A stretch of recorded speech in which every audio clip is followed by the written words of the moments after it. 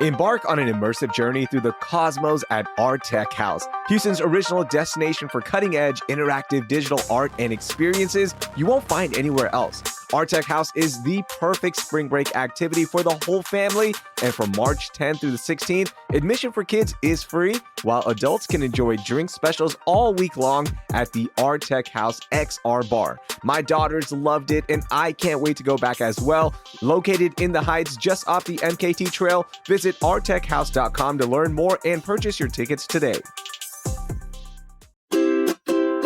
Looking for a fun, safe, and unforgettable summer for your child? Camp Champions has been a top overnight camp since 1967. Located on beautiful Lake LBJ just outside of Austin, they offer exciting activities, the best trained counselors, and a focus on building strong kids. Sessions range from 1 week to 4 weeks, and Camp Champions is open to ages 6 to 17 years old. They're going to help campers grow in confidence, make lasting friendships, and have the highlight of their summer. Summer 2025 kicks off June 1st, so learn more at campchampions.com.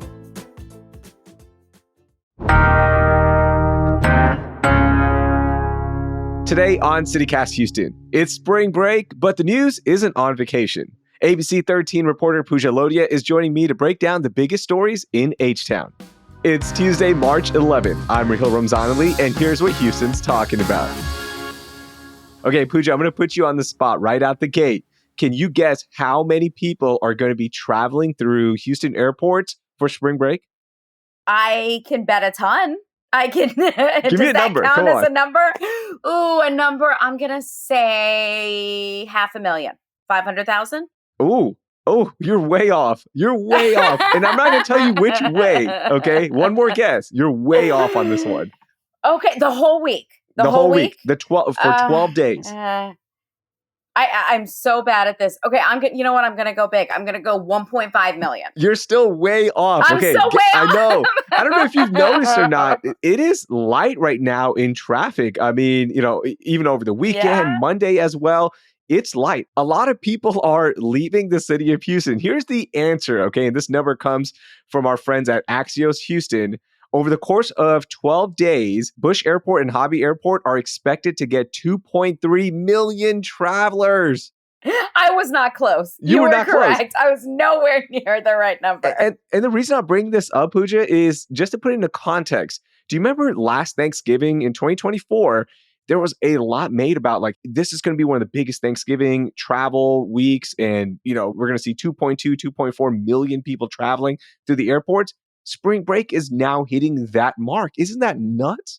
Okay, well, I will say I hope that a lot of those people are coming to Houston because I've been very proud of our beautiful city recently. I had some friends in town this weekend and they were so happy about the weather. For once, Houston weather delivered. I felt so proud. I was like, it's just like this. Yeah, that's how it always is. Just don't come in May through October. Exactly. Don't come here around those months. Yeah, it was really nice. It was a good weekend for weather, for outdoor activities. Yes. It was a little cold. It has been cold on Sunday, Monday as well, in the mornings and night. But yeah, this is the time to enjoy spring break. And coming up in the show later on, I've got a really important question to ask you regarding spring break. So we're going to have a lot of spring break stories sprinkled throughout the show today. But one more thing, all right? Cruises are also really popular right now. Galveston, obviously one of the marquee ports for cruises across the nation, and it's only getting better and better. So this is just a great time. I thought spring break was going to be down, right? Because of just how expensive things are. And, there's talks of recession, but no, spring break travel is way up for Houstonians.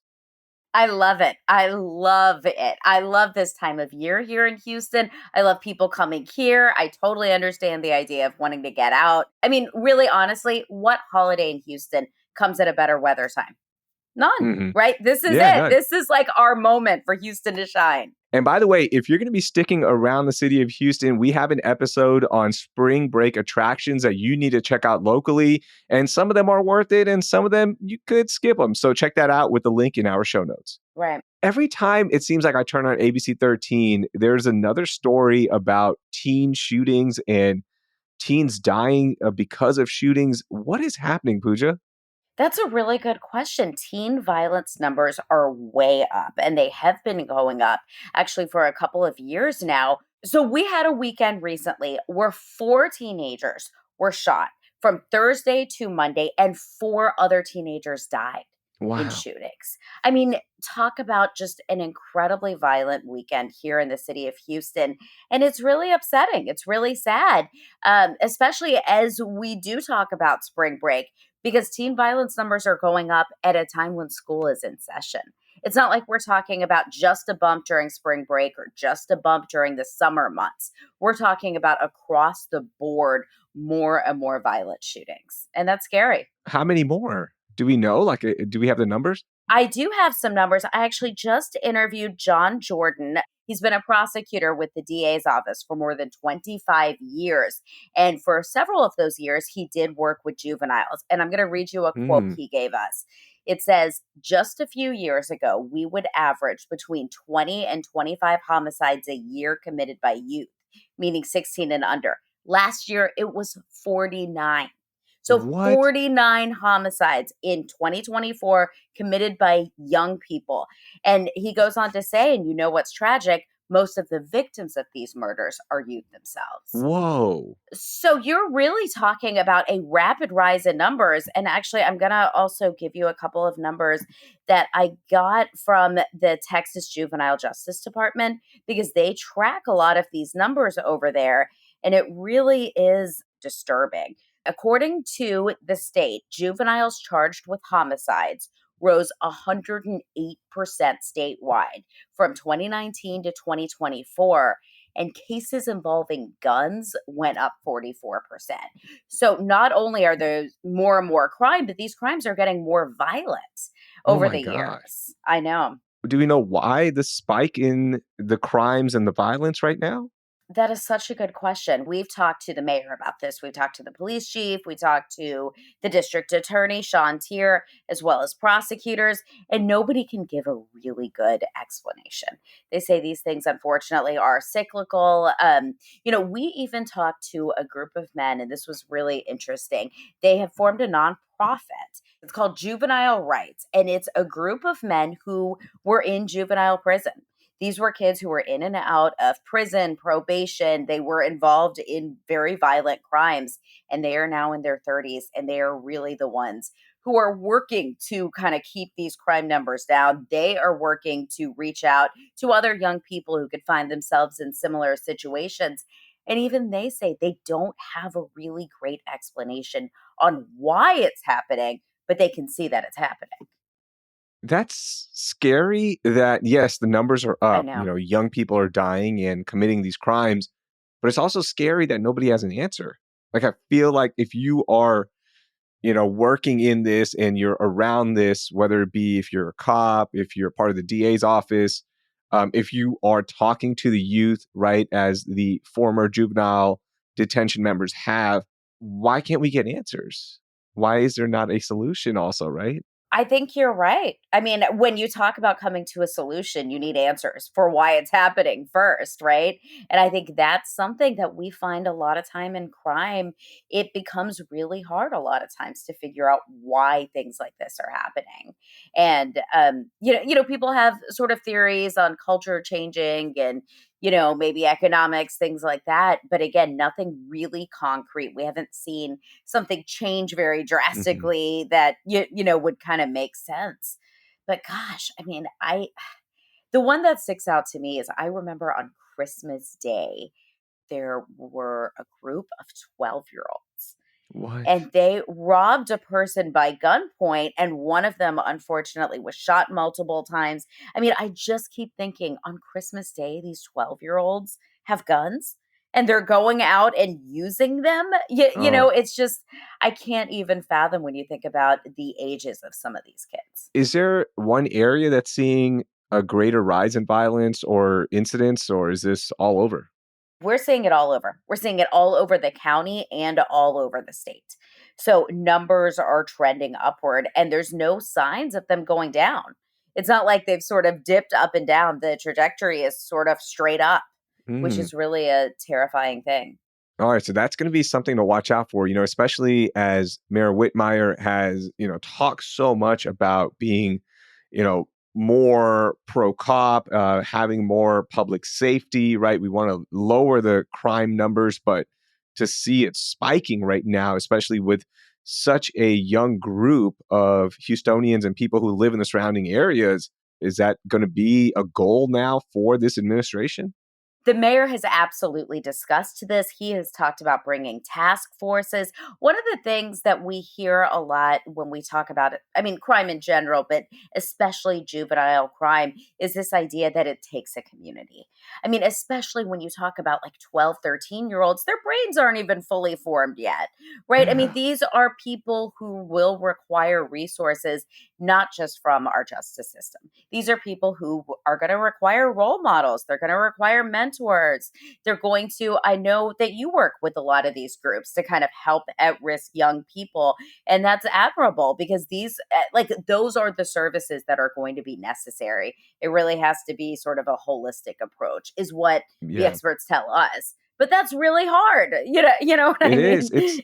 It takes a lot of time. And if there's like one takeaway, if you're listening and you want to help out, mentor the youth, whether it be in your community, if you want to find a group and volunteer in a different part of the city, please mentor. Like, you have no idea how impactful that is. Just having somebody to talk to, somebody that can guide you, somebody that's there for you when things aren't great. And things aren't great for teenagers, right? Like, remember your teenagers, now multiply it by 100 because of social media, right? So Oh, there's just so much pressure that these youth are facing, and to have a mentor there is so, so important. But yeah, it takes time. It takes the community to be involved and the community to care. And I'm glad we're talking about this. So maybe even if one listener is like, you know what, I want to help out, then we've done something good. absolutely. Because when we talk about mentorship programs, one of Hmm. the things that they mentioned is sort of what you had too, is this idea is, okay, kids at a young age need mentorship programs. If they do happen to still get in trouble, they're going to need mentorship programs within those facilities. And guess what? When you leave a juvenile justice facility, you're already on a track for not a good path. So you are going to need help from those around you getting back into life and living a good life, not breaking the law, doing all of those things. So it's not like something where it's like, oh, only in one phase of life is mentorship important. It's across the board.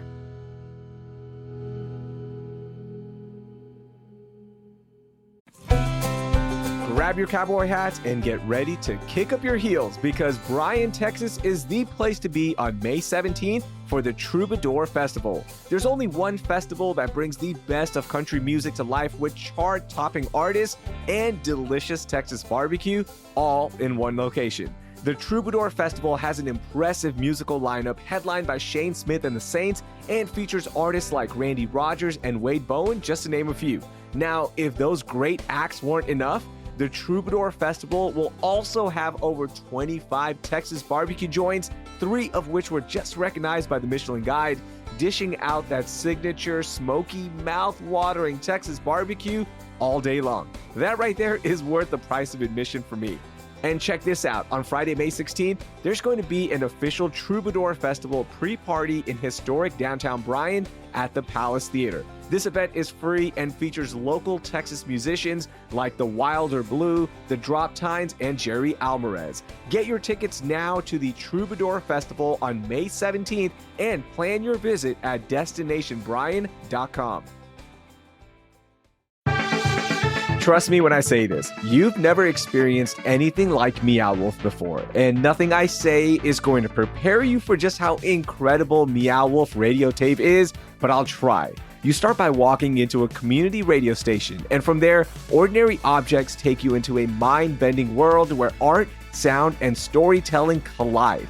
I mean, over 60 local artists have helped create this experience, and there's truly nothing like it. The best part, Meow Wolf is fun for everyone, and it's why I recommend it to all of my friends and family, and now you. Plus, there's always something new and dynamic happening there, so you can make it a daytime adventure or an adult-only evening. Experience why I always leave Meow Wolf with a creative buzz and an appreciation for the out of the ordinary by buying your tickets at meowwolf.com/visit/Houston. One final tip, don't look at pictures online of what Meow Wolf has in store. Just go in and be ready to have your frequency changed. All right, Pooja, it is time to do Texas under Trump. It is our chance to recap everything that's been happening here locally and across the state with some of the executive orders, the decisions that have been made by this new administration, and how it's impacting us. And I want to get started with last week's big raid where ICE agents detained 20 undocumented workers from a manufacturing facility in Spring.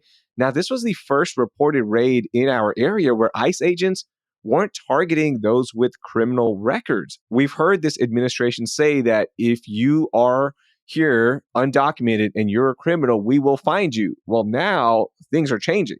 They are going after people who are not criminals. Another interesting thing about this operation is that it looks like the U.S. Immigration and Customs Enforcement Agency, ICE, is now using I-9 audits as a way to target undocumented workers. And if you don't know what the I-9 is, that's a form that you use to verify employment eligibility. We all fill it out when we're applying for a job. We don't think much about it, but I can tell you as somebody who had to earn his citizenship, that I-9 form is very serious. And now we're starting to see, it looks like a shift in how ICE is going to be going after people.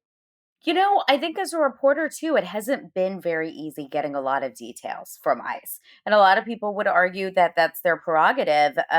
But it is interesting to sort of see all of these immigration policies sort of evolve and the way that people are reacting to them. Because I do think that there's a lot of fear in these undocumented communities. They don't know what's going to happen. And at this point, I don't think anybody really can say with certainty, hey, if you have this, don't worry. If you don't have this, worry. You know what I'm saying? It has been a little bit difficult to figure out what is going on and what's going to happen in the future. Yeah, I'm glad you brought that up in terms of ICE telling the media, telling people like what is happening, right? There was no information released by ICE about are they criminally charging the business for employing undocumented workers, Right. right? Like what is happening with that? Because I understand the raids. I understand the I-9 raids, right? Because there are businesses that take advantage of undocumented workers and they will underpay them. They will use fear tactics to keep them employed. So I understand like finding those businesses and making sure that local businesses and businesses across the state are complying, but release that information. Like, are you actually going after the business here, or are we just trying to get rid of undocumented workers at this business? That's so true. And, I covered the situation at Colony Ridge, which is an area sort of north of Cleveland in Liberty County a couple of weeks ago. So, about a week or two before the ICE raids in Spring. And it was the same idea. We reached out to ICE over and over again, trying to get any details. Finally, we received a number of people detained, but we still have requests in to try to find out exactly what these people were charged with and why exactly they were targeted, rather than other people who could also be undocumented. And we have yet to get any of that information. I also saw another story where one Houston worker who works in construction, he had special immigration status and has legal status, but he was detained at work. He gave the ICE agents his case number, but then was told that it was false. That's what his mother said at a press conference last week. So he had permission to work in the States, but as far as we know, he is still detained. So like we're going to see a lot of these stories, and also to add more fear to the fire, right? Like this is the best way to put it. I'm watching local TV stations, and now there's ads running from the U.S. Department of Homeland Security where Secretary Kristi Noem is telling undocumented people to leave on their own before they deport them. So like now there's messaging coming out on TV stations from this administration saying, leave now and maybe you can return, you can come here legally, or we're just going to kick you out. And speaking of, we've also seen that from the governor of Texas, right? A few months ago, I know it was a big headline, but he made news for using state dollars to put big billboards in Mexico, in Venezuela, in multiple Central American countries. Also, with very intense messaging, messaging like, if you come to the United States, you could die. You're putting your family at risk. So there is definitely an effort to send a lot of messages to these communities. Again, I do think the trouble comes in when there's still misinformation out there. Mm-hmm. Right. And true. we know that so much of this misinformation is shared on, on social media, on WhatsApp, people kind of being in touch with each other. Frankly, news stations too, Pooja. Like, I'm not putting you on blast or I anything, but know. even other No, local news I'm with stations, you. I'm watching it. I'm like, wait, you guys this reporting seems sketchy at best. Like, you are just pushing talking points, it seems like. So I agree that misinformation just creates so much more panic and distrust across government, media, agencies, everything. And I will say, I do take responsibility. I know the media hasn't always covered all of this in the most responsible ways, but it has also been difficult to get that Yeah. information from authorities. Mm-hmm.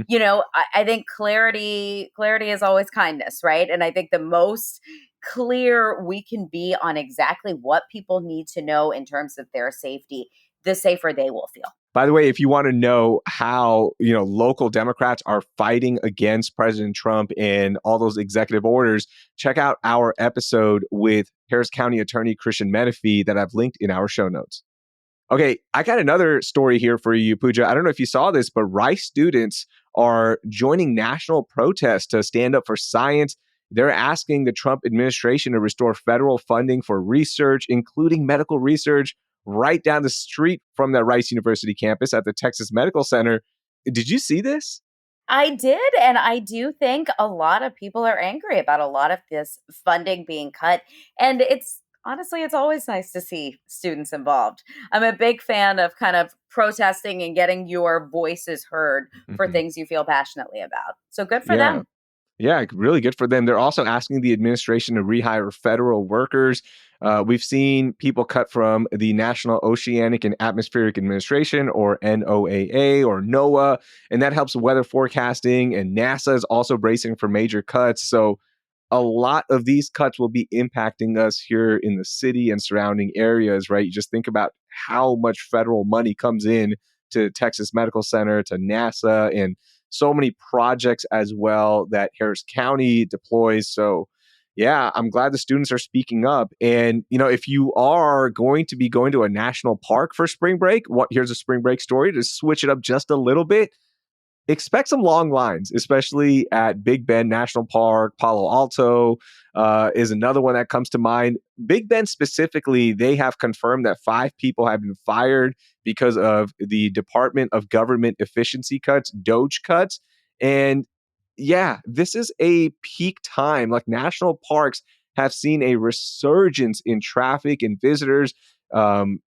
And if you're going there for spring break, there's already pictures coming out that lines are going to be long. I don't know if you know this about me, and I probably shouldn't be saying this publicly because I'm going to drive more people there, but Big Bend National Park is my favorite place. Oh, It it's is mine my too. favorite vacation spot. I try to go every year or two. I know Wow. it's a long drive, but I'm obsessed with it. I think it is gorgeous. I think it is a gem. Mm-hmm. But again, I don't want too many people going. So maybe I'm doing the wrong thing. And I think one of the reasons why it's so amazing is because of their staff. Like, as soon as Right. you drive in, and Texas Monthly actually did a really good story about like the 5 people that were fired. It doesn't sound like a big number, but it truly is when you think about that park. But they did a story about, the firings impacted people who were at the entry point, right? Like at the entry window where you drive up, you give your $30. And I remember this specifically, and they pointed this out in the story, but the person I was talking to, they were so kind. And they're like, so what are your plans today? Tell me. Like, they took 3 or 4 minutes out of the line and they go, tell us about your plans. And they were asking specifically because they want to guide you correctly in that, like, hey, no, you shouldn't be going there at like 1 o'clock. It's going to be super hot. You have a 5-year-old with you, right? Like, don't do that. So just Right. giving that guidance, those are the people that were let go. So it puts the public at risk as well, not just the lines and the annoyance of that. Once you get there, it is a long drive. And then when you get stuck in the line, it sucks. I agree with you 100%. I agree. And you're right. I mean, Big Bend is already so huge, right? Mm-hmm. You kind of do need guidance. You don't always have like cell phone service. You're There's really in no the middle cell of phone. that's what I'm like. There's none. I think I would feel better with more park rangers around, is where I'm going with that. I agree. So just like real world impacts of these cuts that were made just because there were numbers, right, on a Right. spreadsheet, it seems like. So definitely wanted to point that out. And if you are heading towards Big Ben, send us pictures. It's my favorite place. Actually, yesterday with my oldest daughter, we were looking at pictures of Santa Elena Canyon. It is, oh my gosh, it's heaven on earth. It's truly like you walk in there and you go, okay, this is what heaven must be like. It is so beautiful. So if you're there, send us pictures on Instagram at CityCast Houston and let us know how the lines were. Hopefully they're not too bad.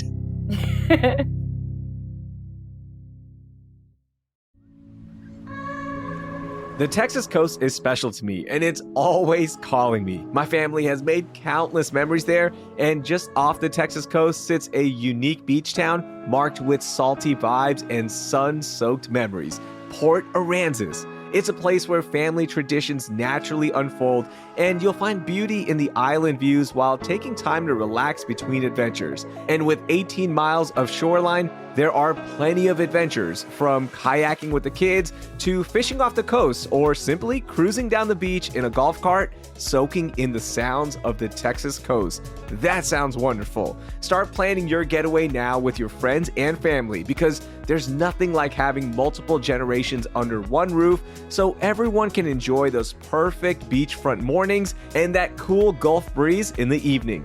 So many Texans have anchored their traditions to the island life in Port Aransas, and with one visit, you'll see why. Start your new favorite family tradition in Port Aransas, Texas. Plan your visit to Houston's beach at visitportaransas.com.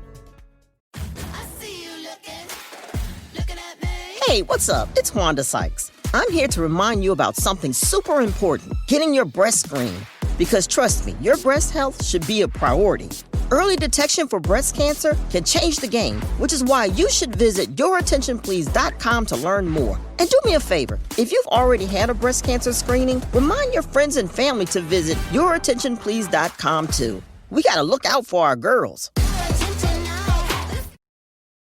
Okay, Pooja, it is time for Only in H-Town, stories that are so fun and unique to us that, it's the perfect way to end an episode. And since it is spring break week, I've got a story for you, and I can't wait to get your thoughts on this one. I teased this earlier, but rapper Rob49 declared on his Instagram that, quote, Miami is not spring break no more. It's Houston. All right. Shout out to Rob49. I've never heard of Rob49. I'm going to check him out now because he is putting on for Houston.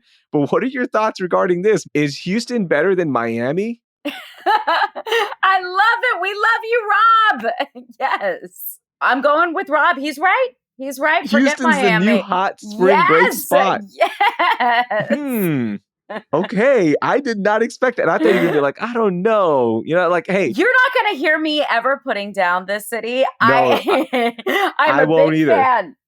But if I'm thinking beaches, I'm going Miami. Shout out to Galveston. I'm the mayor of Galveston, okay? Unofficially. I stand up for Galveston at every opportunity. But man, I don't know. Like if somebody comes to Houston for spring break, tell them 3 things to do. Go. Ooh, okay. Well, I just had some friends in town for the very beginning of spring break. So I'll tell you exactly what we did. We went to the rodeo. We went to the Bun B show, which was a total blast. We ate fried Oreos, fried cookie dough, all of the deliciousness. And then the next morning, we ate Tex-Mex. I took them to a Thai massage place, Chiva Som, which was amazing. We went to Meow Wolf. actually. Have you ever been there? Yes, absolutely. This was my first time, and I had a blast. We actually were planning on being there for about an hour and ended up being there like 3.5 hours. That's about right. Yes, yes. And we ended up at a Thai restaurant, Street to Kitchen. So it was a good weekend. That would be that's my itinerary. Yes, okay, that's my good. There's a lot of eating. There's a lot of eating when you're in Houston. There's a lot of driving and eating. Not many beaches, okay, unless you're going to head to Galveston or maybe drive down the coast a little bit. But yeah, that sounds about right for spring break. All right, Pooja, enjoy the less congested streets and highways this week during spring break. And hopefully you're working on some good stuff. And of course, people can watch you on ABC 13. And I've linked a profile page that they can find all of your stories if they miss them. So please support Pooja and check that out. Thank you for joining us. Thank you so much for having me. Happy spring break, everyone. That was Pooja Lodia. I've linked all the stories we discussed in our show notes. Before we go, come hang out with me and the CityCast Houston team on Tuesday, March 25th at our pre-game mixer at Toyota Center before the Rockets take on the Atlanta Hawks. We have discounted tickets available, which will get you into the pre-game mixer. And of course, you can then watch the Rockets game. That link is in our show notes, and tickets start as low as $20. So please join us and get those tickets soon because they will sell out. Also, share this episode with 3 friends who love road tripping like me for spring break, and give us a rating and review wherever you're listening. And you can also sign up for our daily newsletter, Hey Houston. Also, subscribe to the show if you haven't already so you can enjoy more CityCast Houston episodes on your next road trip. That will do it for today. I'm Rahil Ramzanali. Thank you for listening, and I hope you learned something new.